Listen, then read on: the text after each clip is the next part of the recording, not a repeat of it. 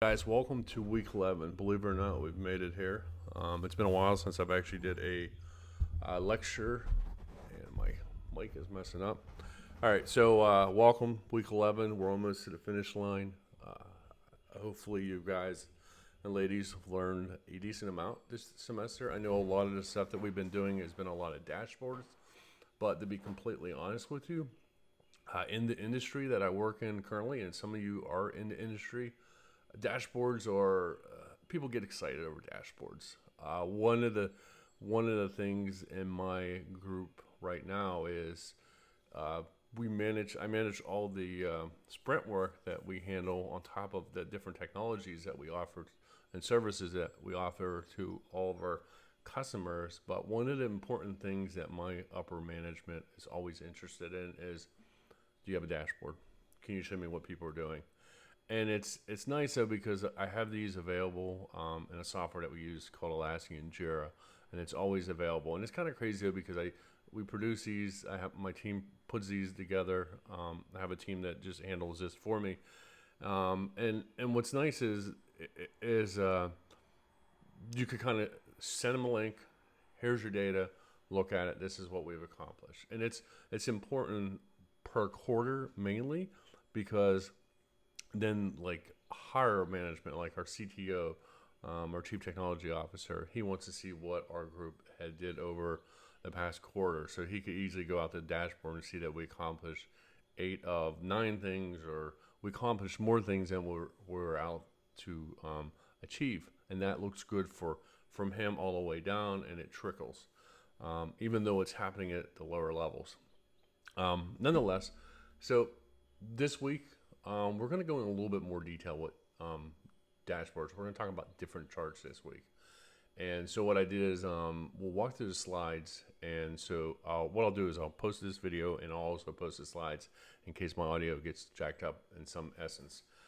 The slides just provides a little bit more detail. I mean, I provide a little bit more detail, but for the most part, the slides will walk you through how to create the 3 different charts that we talk about this week. So I just wanted to kind of talk about that real quick. Week 12, that's next week. There's not going to be an assignment next week. Well, officially, there'll be maybe a couple videos that you'll watch. You'll talk about it as a group discussion. But for the most part, no official assignment, no dashboard, nothing like that. So it's just more of a way to ease out of the semester. It's 12 weeks is a long time. So it's interesting. I'm not sure if anyone here has any classes in the fall in person. I know that the university is making many efforts to uh, figure out how that's going to work. I spoke to my group directly yesterday, and they have some different avenues that they're working on. I do know that um, they are potentially putting cameras in all the rooms so that the don't know how it's all going to work exactly, but it's going to allow the class to be able to stream live. So the idea is to split the class into 50% capacity, only based off a significant number. So, for example, say that your class is 24 students. Well, that class is going to be split in 12. So they're talking about that. Doesn't seem like they really have a concrete path. One way is they have class on, let's say your class is on Monday, 12 people in a class, and I don't know how they pick, will show up on Monday so you guys can social distance, wear your masks in class, and learn. And then the other half will come another day, so maybe like Wednesday, and I think Monday and Wednesday are and then they would come on Wednesday, and you would do the same thing. So the class would be split versus together it would be almost having 2 classes in one, so it's lecturing twice. That's one way. It also sounds like maybe they'll be going away where it's more of a hybrid. One week you're in class, the other part of the class is online and doing the streaming, and vice versa. That's 2 ways, and then the third way they talked about is finding larger areas where 24 people can fit. So, like for example, like one of the JVM buildings, one of the places that could fit 100 people, auditoriums. That's what I was looking for. So 24 people could easily spread out. So it'll be an interesting semester. I think it's gonna be something that we'll talk about for years to come. Um, I'm 40 some years old, so in the next 20, 30 years, I'll be talking about it, and and our kids will be talking about this for years to come. Back in 2020 when this happened, so this is interesting to live in this time. Personally, um, personally, it's just like I'm thankful for the technology that we have, but sometimes I'm not thankful. So like when the last time something big like this happened, technology didn't exist at this level. I mean, they may have had things that they consider technology, but not at this level. And uh, you really didn't know what was going on. Now it's like you know too much. And sometimes that's scary. And sometimes I just don't look. And not that don't think it's happening, I know it's happening. It's just, it's scary. Um, my wife and I personally, something personal, we are traveling to the West Coast by ourselves here at the end of the month. So we're going out there for 5 days. We're traveling to Washington State, place that we enjoy to go to. And it's going to be interesting because, masks are required on a plane, required at airport, the whole 9 yards. So it's going to be a different environment than ever. A friend of mine who lives in Lake Tahoe was traveling last weekend, and he was at San Francisco International Airport, and he was traveling to Canada. And he had his mask on, but he sent me a photo. There was a gentleman sitting across from him, literally with a hazmat uniform on, mask. He was head to toe, gloves, the whole 9 yards. So he was very protective. So yeah, I guess you'll see all sorts of precautions that are taken by people. So, anyways, that's my story. Hopefully, you guys are all and ladies are all staying safe. Um, you're having the best summer that you can have based off what's happening. So stay safe. I appreciate you guys as everyone did pretty well in this class. We're the week 11, so very proud of what everyone's accomplished. I wish it would have been in person. I think we would have got a lot more out of it. I'll take that into consideration as we move forward, so that the rest of my classes maybe they're via Zoom, so that they will be as good as can be. There's technology issues that happen when you have, like, one of my classes last semester. We had I took a survey who wanted to do it, and the one class we did do it through Zoom, but I had 23 students in the class, and only 7 would show up each week.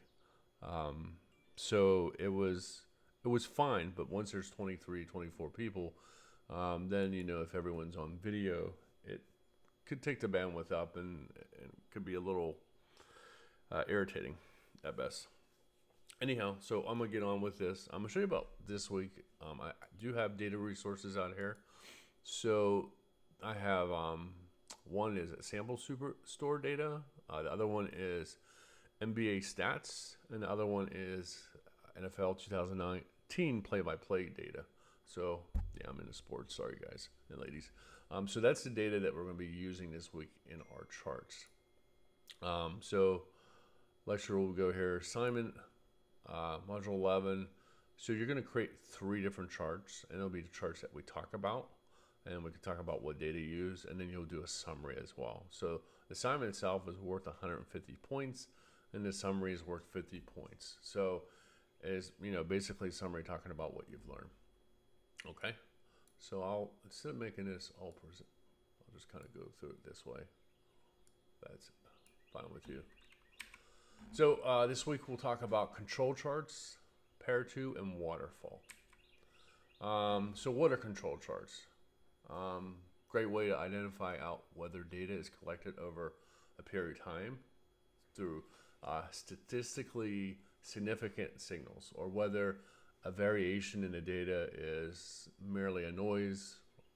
So for example, they invented this technology once in 1920s. So like I just said few four sentences ago, I says, no, in modern age where we're at right now, we know so much because of the internet. And in the 1920s, when the last time something bad happened, something like this, sorry, something like this, we didn't have all this. We didn't have all this information available upon us. But in the 1920s, a company called by Western Electric Company by Walter Schwartz, he created something called the Six Sigma movement, and it was a way to collect data and chart it. And you got to think about it. At this point, they're just writing stuff down on a piece of paper. Maybe they're beyond maybe the ink or whatever, but they're charting this information. And this is how you come up with a quick method. And we'll talk about the rigorous method and the rigorous method. Sorry. And there's these different methods on collecting data, and this is important. Me personally, so like one of the things I do is actually I could probably show it to you real quick. Let's see here if I can find one of them. Let's see.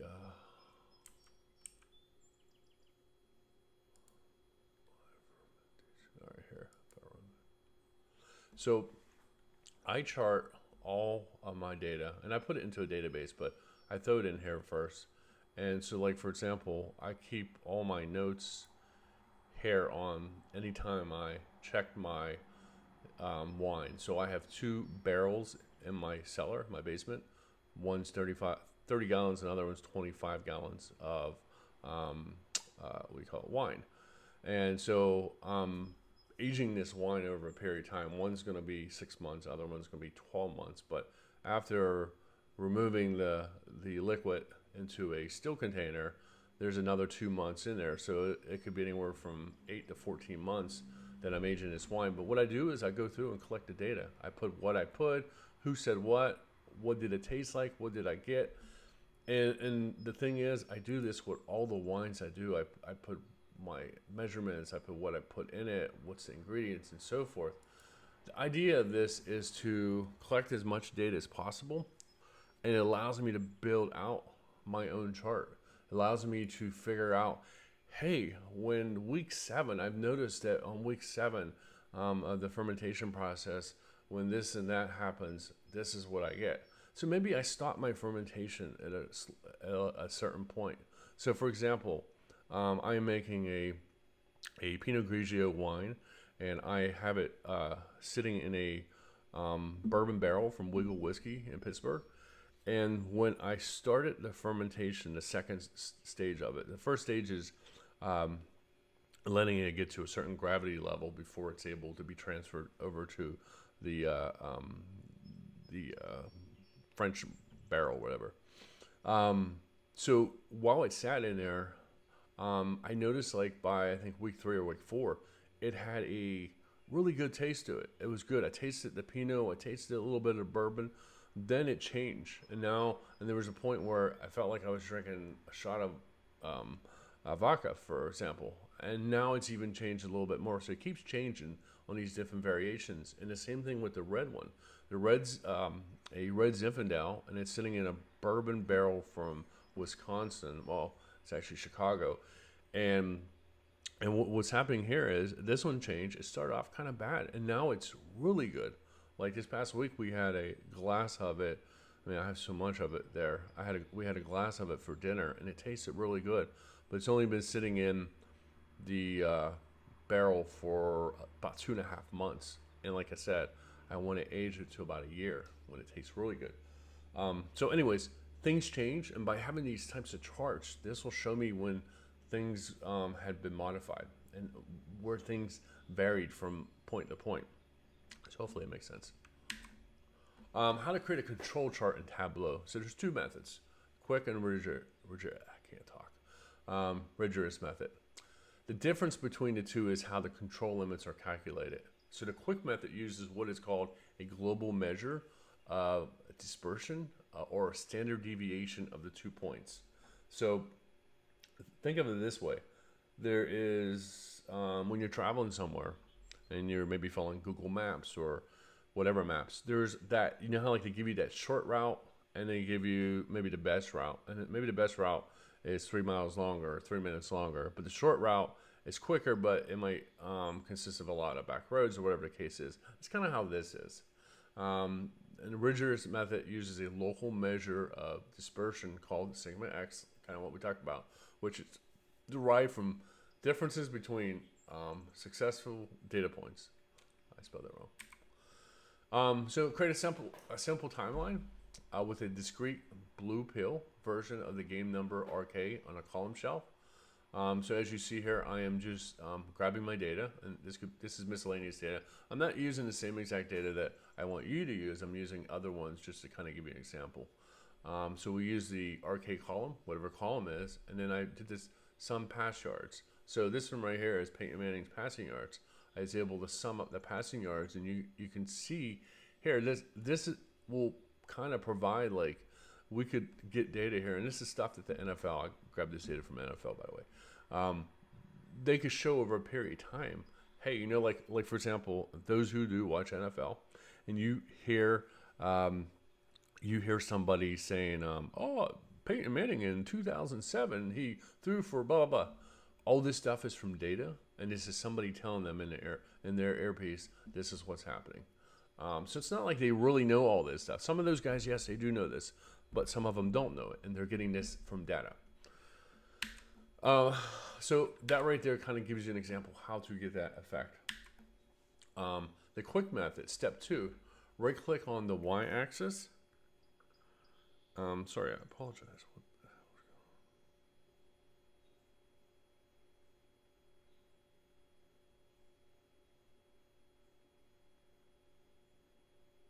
My apologies. My wife is out and asked me if I want food. Right click on the y-axis, select the add reference line, and add an average line by filling out the resulting dialog box as shown, and click OK. So as you see here, I'm choosing the line, I'm choosing the per pane, I chose the pass yards, and OK, and that's it. And that's the quick method. Pretty straightforward, right? So the quick method, that's it. We now have a simple control chart showing the number of yards thrown by Peyton Manning in every single game of his career. So that's pretty impressive. I mean, the guy could throw. There he is with his Broncos uniform on. At this point, I would pause and ask if you had any questions, but I get it. All right, so this method. So you have Mr. Will Ferrell interviewing Peyton Manning. It's not going to be a good interview. Add a few extra elements to the version, including a moving range timeline that shows the absolute value of a change from game to game. Control limits calculated from a moving range, add data points colored by their type and range, outliers, trends, and shifts, etc. So step 1, start with a new sheet, obviously. Repeat step 1 of the quick method. So do the same thing that you did in quick method. Step 2 is begin creating the moving range timeline underneath the main individual timeline. So as you see here, I'm dragging instance of some summary passing yards to the rows that are shelved in the right instance. So as you see here, I'm choosing the difference. So this is a little bit different. So I'm not going to walk through and read this verbatim. You can do that, but just showing you what I did. Step 3 is edit the table. So this is where you could go in and write a formula. In this example right here, I did a summary of pass yards. I subtracted it by looking up using a negative expression. So that way I can add the entire equation of what I'm looking to get. Now this may not work for you, but this kind of gives you an idea.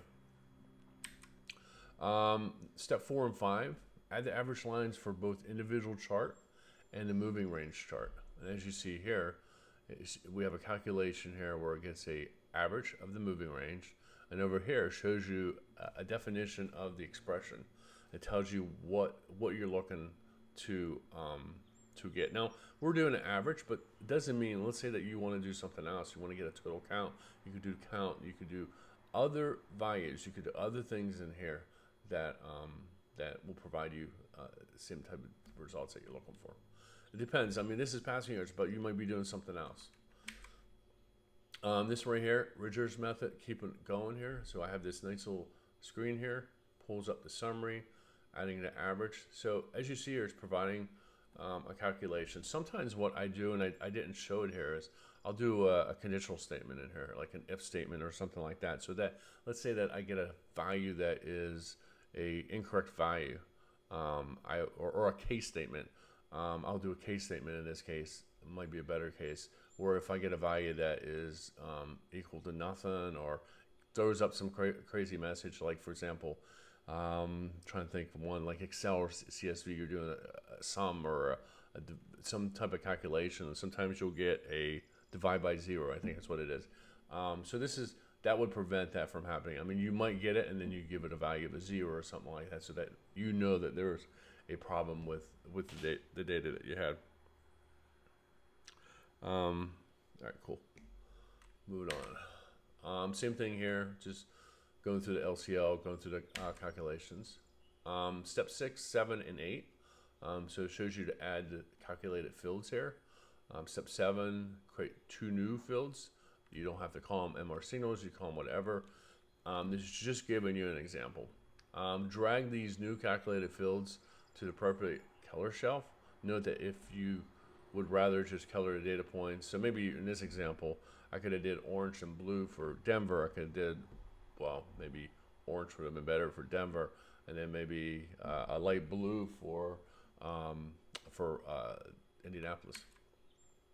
So what can we learn from Manning's passing statistics? So Peyton's passing yardage has improved since he joined the Broncos, and his numbers so far in 2013 season are the best in his career on average. So he played for the Broncos for 4 years, took him to 2 Super Bowls. That's pretty impressive. Prior to his past week's games, Peyton was on a statistically tear, with the previous 12 games all above his overall career average, both in terms of yards thrown and numbers of completions. Using more rigorous control limit formulas, the low yardage total of last week's 150 yards was statistically outlier, at least for his time with the Broncos. So if those of you do follow football, you'll remember Peyton's last season. It was like he lost. I mean, Peyton Manning was impressive, a great quarterback, one of the best I've ever watched. But his last year, it was like watching the movie. What's that? It's Rookie of the Year, my favorite baseball movie. If you guys ever seen that, this kid is in the stands of Wrigley Field, and what happened is previously he was playing baseball with his friends. He's a terrible baseball player. He trips on a ball and hurts his arm, breaks it, and it's in a cast. But when he gets it uncast, something weird is with it. So he catches the ball, and they're yelling at throw it back in, because it's against the approaching team.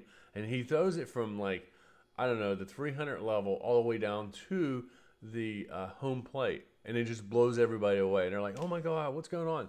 So that is kind of powerful. That's the power that Peyton had. And then after that kid lost it, he could barely even throw it. And that's where Peyton was at toward the end. So something happened. It was sad. But he won the Super Bowl and went out. So anyhow, that was because of the defense. All right. So that is the one chart. So this next chart is a type of chart that contains both bars and line graphs. So where individual values are represented in descending order by bars and ascending cumulative total is represented by line.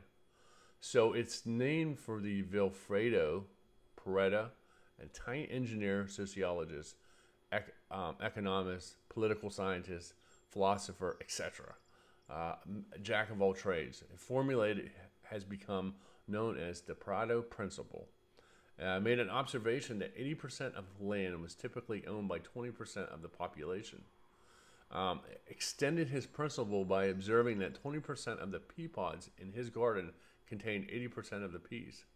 And eventually the principle was further extrapolated by others to propose that many events, roughly 80% of the effects, come from 20% of causes. So in business, for example, 80% of profits not infrequently derive from 20% of available products. You kind of see where he's going here. He's explaining how there's a cause and effect for everything. So, 80% of his land was typically owned by 20% of the population. So, how is that possible? So, and this kind of gives an example, and that's kind of, this chart provides a different output. So this right here, I won't go through it. You could use the Superstore data that I provided in here. I believe it is. So when we talk about what data to use, go to data resources, use the sample Superstore for that. The first chart, you could use the NBA player stats or use the NFL. That's up to you. They're basically the same but different. So this right here walks through. I won't go through directly. It tells you what to do. And then from your data pane, you see here you have your subcategories, you have your cells. So now you have your line graphs, as we mentioned here, and you have all your measurements here. You have your drop cells, your select cells, and so forth. So as you see here, information is being displayed. Click this right here. I'm not going to walk through. It tells you step by step what to do. Same thing here, shows you what options to choose. This one right here, you choose what color. It marks the color of change based off of what you're trying to accomplish. And this one right here is pretty straightforward. I think it's one of the easier ones to do. If you walk through the steps, pretty easy, simple. And then the last one that we're going to use is waterfall. Waterfall charts is a powerful visual for your data dashboard because they effectively display cumulative effect of sequential positive and negative values. So if you're interested in showing where a value starts, ends, and how it gets there, this is a good chart. And this is something that we use a lot in our practice because we'll show how, hey, we had 25 customers. And since we added X, Y, and Z, now we have 75 customers.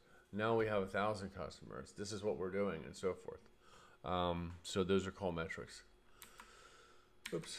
So waterfall chart, drag a dimension to the column shelf and measure the row shelf. So this here walks you through. So you could use the NFL play-by-play data, or you could use the NBA. That's up to you. This right here shows you how to choose based on if you're doing it. I'm doing this one here by quarter. You could do it by month, year. That's up to you. This here shows you a running sum of a total table calculation. And it, as you see here, it changes the mark type from automatic to like a Gantt chart bar. Profit, this is, this might be a different field. This one's called profit, but yours might be something else. It might be yards, it might be rebounds, it might be field goals, it might be touchdowns, etc. So it might vary based off the data you're working with. And then ultimately, this is what we get here. So as you see here, we have a measurement of whatever our profit was at a certain point based off a quarter, how it went up, and so forth. Yours will be a little bit different because you're using statistical data analysis based off of people's performances. Waterfall chart, profits measurement, color tab, marks card, so you can choose what you want. Like if it's green, it's awesome. If it's red, maybe it fell below, whatever. And then ultimately you have your output. So this is kind of like I put NFL data. It could be NFL or NBA, either or. And that's pretty much it on the waterfall chart. So that kind of walks through the charts a little bit. I wanted to do a screenshot side by side to kind of give you an example of stuff. So this kind of walks through it step by step. Once again, thank you. Next week, no class. Well, physically no class, but I'll provide some reading and video material, off some more information on Tableau, but for the most part, it'll be easy. So let's see, what is today's date? And I apologize for late on this. I started on this on Sunday and got busy on some outside activities at the house, and it took longer than expected. So let's see here. This is due on the 20th. So next week's, so you have till the 27th of July to turn in any assignment. So if you have an assignment that you missed and you're catching up, like I said, I'm pretty lenient on that. So I'll give you till the last day of the semester to finish it. Please hand everything in by the end of the day on the 27th. And then what I'll do is if there's any assignments after grade, I'll go back and review them, grade them, and I'll probably have the grades in by I think the 28th or 29th. Have the grades in. So that's it. If you have any questions on this, please reach out to me. Always available. Sometimes throughout the day, it's sometimes difficult because I'm working my other job, and it gets kind of hectic. But for the most part, I'll reach out to you as soon as I can. So thanks for watching. Have a nice week. Have a safe week. And I'll talk to you later. Bye for now, guys and ladies.